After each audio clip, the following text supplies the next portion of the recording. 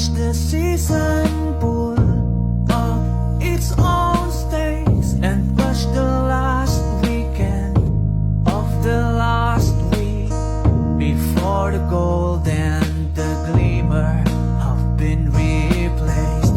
So yan, start na nga pala dito yung aming trabaho. Yung mga kasama ko nga pala dito ay sina Burkia, Aladdin at Kajison. Yun, si Kajison, nagkita nga pala kami dito nung nakaraang pagdating ko nandito eh. Ito ang pangatlong araw ko. Nilagay nga pala ako dito sa pangwalong palapag para maglinis ng mga basura. At itambak ito sa isang pisto. Kasama ko nga pala dito si David Pacifico, yung pinakamalupit at pinakamalakas na aming David body. Pacifico! David!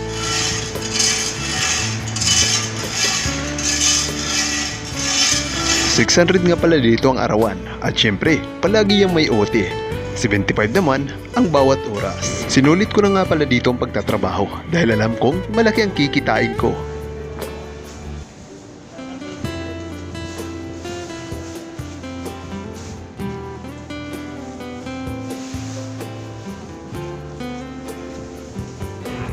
Yan nga pala ang aming simpleng barracks, yung may bubong na kulay rin. At ito naman ang katabi na building na pinagtatrabahoan ko. Ang ganda! At ngayon ay ipapasyal ko kayo dito sa aming simpleng barracks. Maliit lang ang pwesto, pero mababait ang mga kasama dito. Ito nga pala ang aming mga kapitbahay, nakasama rin namin sa paghahauling. Met Aladdin, Anor at Burkia. Sila nga pala yung ating mga kaibigang mga Muslim. At ito naman ang aming pwesto. Hayan, may isang electric pan kami. At may isang ilaw. Siyempre, yung mga gamit namin magaganda.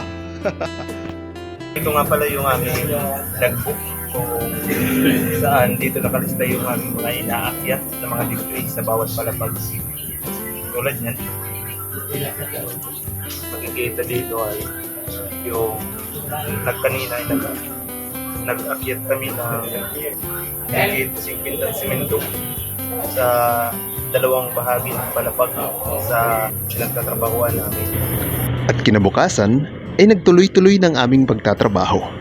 At hanggang sa dumating ang punto na maging komplikado.